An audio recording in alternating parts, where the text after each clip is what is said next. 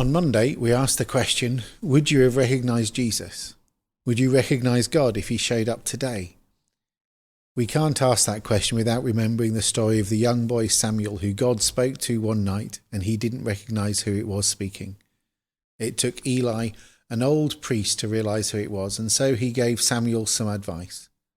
Go back to bed. Go and lie down. Stop. Rest. And listen. Welcome back to Selah, taking time out each weekday in the midst of our lives to pause, to catch our breath, draw near to God, and refresh our spirits. When I stop and breathe in your presence, just breathe.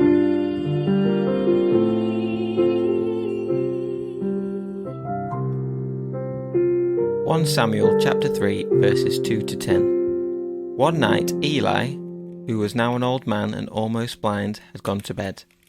The lamp of God had not yet gone out of the tabernacle, and Samuel was sleeping there, near the ark of God. Suddenly the Lord came out. "Samuel?" "Yes," replied Samuel. "What is it?" He got up and ran to Eli. "Here I am. Did you call me?" "I didn't call you," Eli replied. "Go back to bed." So he did. Then the Lord called out again, "Samuel." Again Samuel got up and went to Eli. "Here I am. Did you call me?" "I didn't call you, my son," Eli said. "Go back to bed." Samuel did not yet know the Lord, because he had never had a message from the Lord before. So the Lord called a third time, and once more Samuel got up and went to Eli. "Here I am. Did you call me?" Then Eli realized it was the Lord who was calling the boy. So he said, "Samuel, go and lie down again, and if someone calls you again, say, 'Speak, Lord, your servant is listening.'" So Samuel went back to bed. And then the Lord came and called as before, "Samuel, Samuel." And Samuel replied, "Speak, your servant is listening." If Eli had been like us, we might expect that when he realised that it was God trying to speak to Samuel, his advice would have perhaps been to go back, add a bit more oil to the burning lamp of God's presence and start praying or singing hymns and reading scripture, but most certainly to do something and to be active in searching out God's will and God's voice.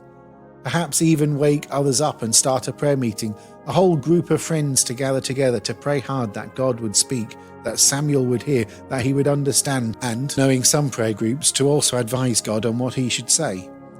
But Eli did not tell him to go and do this or do that in order to hear God again. Rather, Eli tells Samuel to go back to bed, to find quietness and stillness, essentially to trust that if God wanted to speak, then he would do so again. Certainly there is an active side of spiritual life, and so often it's that side of our spiritual life that we tend to concentrate on, the side which does things and which seeks to exert the power of and demonstrate the love of God.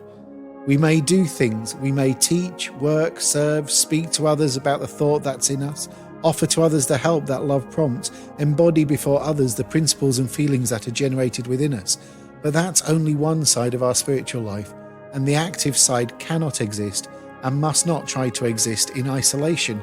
But there is also a passive side that must receive from God before we seek to act, just as the body receives food for its nourishment and is only able to put forth energy as the result of having received that nourishment.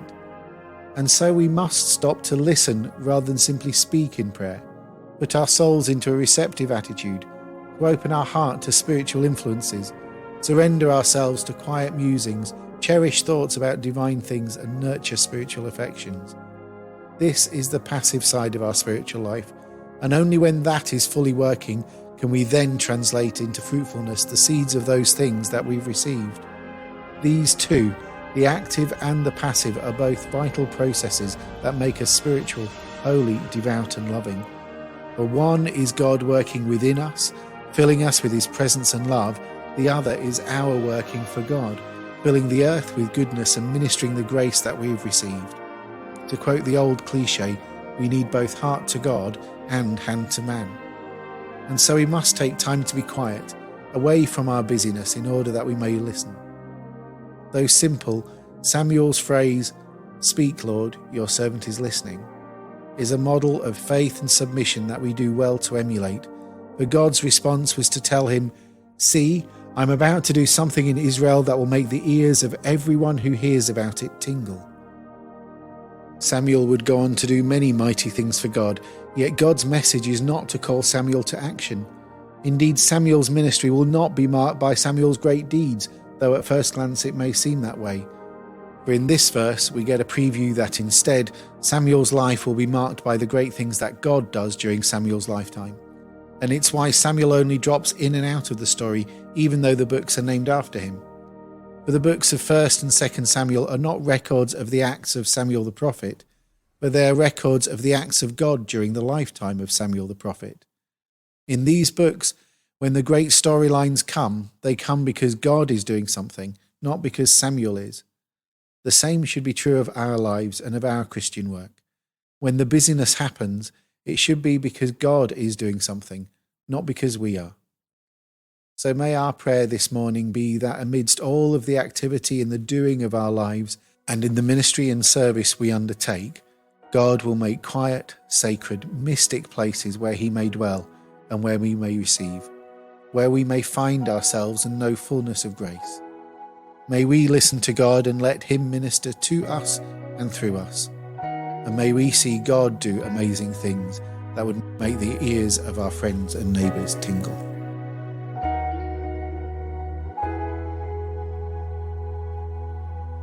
Turn your eyes upon Jesus. Look full in his wonderful face, and the things of earth will grow strangely dim in the light of his glory and grace.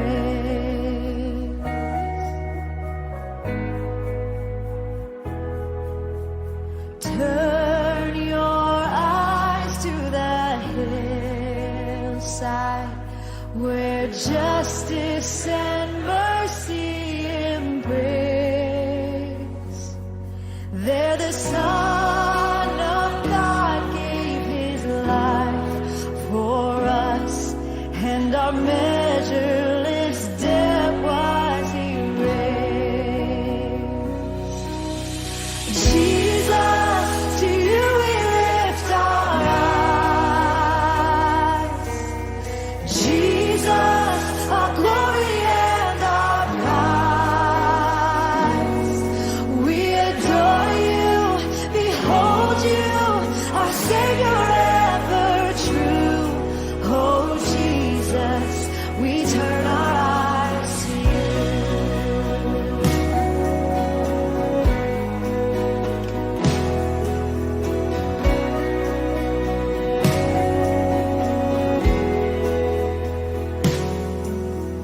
Turn your eyes to the morning and see Christ the Lion away. What